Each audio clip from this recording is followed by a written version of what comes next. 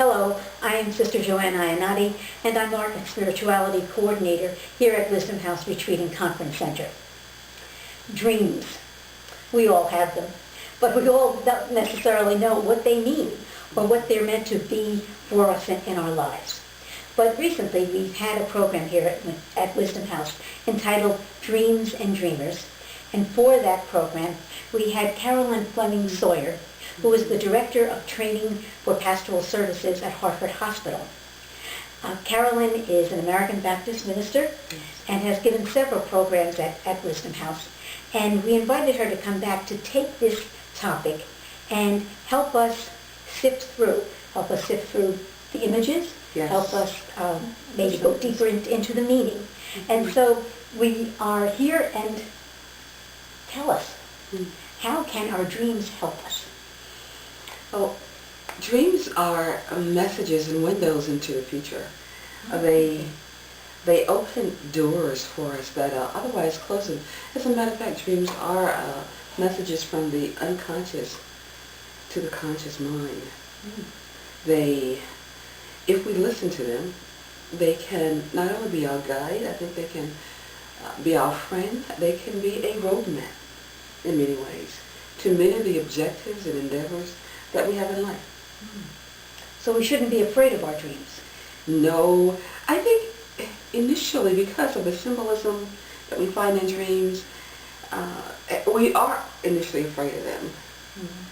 But the message that they send to us are to give us that extra urge to pay attention to some aspect of our lives. They're not meant to be for us to be afraid of them, but just to guide us along the way. But because we don't know anything about them, because they seem strange and foreign, because they invade our psyche when we're sleeping and we have no control of them, yes, of course we're more than likely afraid of them, but I think that it is, once we learn them, we won't be that much. Is there a way in which we can recall our dreams better? Because so many times, I know I thought it myself after I, walk in the morning and say, oh, I think I had a dream about, but I don't remember all the pieces.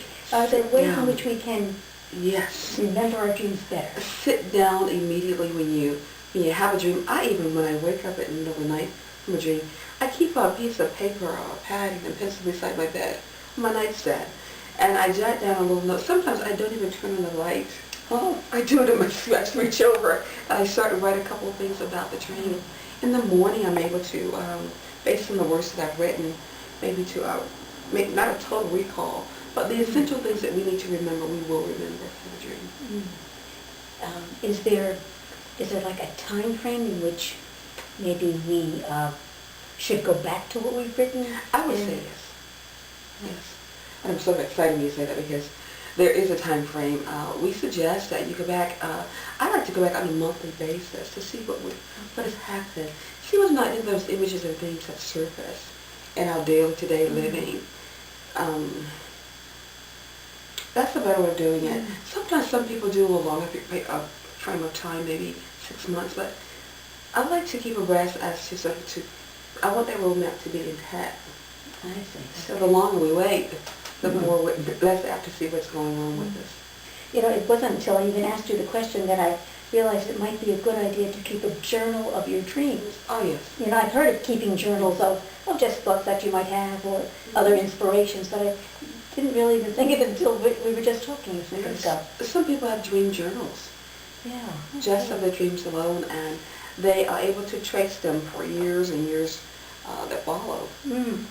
And it's amazing to see what has happened with those dreams. Yes. It's amazing. It's amazing. I know one of the things that you were going to touch on in your program was the whole idea of how dreams can inform us or put us in touch with what God is asking of us in our life. Could you talk a little bit about that? Yes, we started from the perspective of dreams in the Bible today, and their significance, and the persons that the students sort of participants in the workshop were able to pull out people that they knew about in the Bible who were dreamers, who were visionaries, who were prophets in that regard.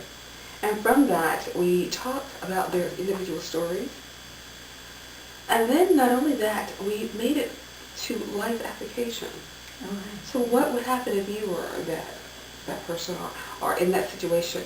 How will you, if you have a brother named Jacob who is talking about Jacob, who was this ladder, and he's a trickster. He is for all of his purposes, he's a conniving little jerk.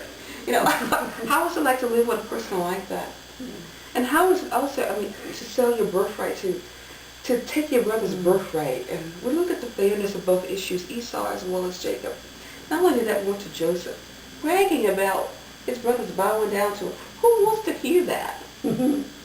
So we looked at that in terms of the students that were able to make a total picture of their lives and what was going on in the dream. And it doesn't seem so foreign and so isolated. We realize the stories that we have there are the stories that we live each day. You know, it's interesting. The word dream and the name dreamer, that was often given to a reality or a person that is outside of the reality that we experience all the time. Where ironically what you're saying is that really getting in touch with our dreams and being a dreamer can really ground you more in reality. Some of the work that we did today was based on things by Carl Jung. And Jung believed that in terms of having the entire self in harmony with each other, each aspect of our personalities, he wanted them to be all together, to fit not so neatly, but to be the polarities of opposites, all of them to be reconciled. So when we have our dreams, there's one aspect of ourselves that we can reconcile, we can work on. I call them growing edges. I don't look at them as the shadow and the persona. I don't look at them as negatives. They're growing edges, things that we need to work on, things that we're called to pay attention to, that help us to be fuller and more whole persons. And challenge us as God will have us to be. We're always moving forward, and God wants us to move forward. And that's what I think dreams do. Help us move forward. Thank you. Thank you so much. Thank you for this interview, and thank you very much for the day. And this is just one of the programs that we've offered here at Wisdom House, and we welcome you to come and visit Wisdom House by either visiting our website at wisdomhouse.org or calling us at 860-567-3163 and asking for one of our program brochures and seeing the kinds of programs that we do offer here. Programs that we say are in the areas of education, spirituality, and the arts. Thank you very much. Thank you for having me.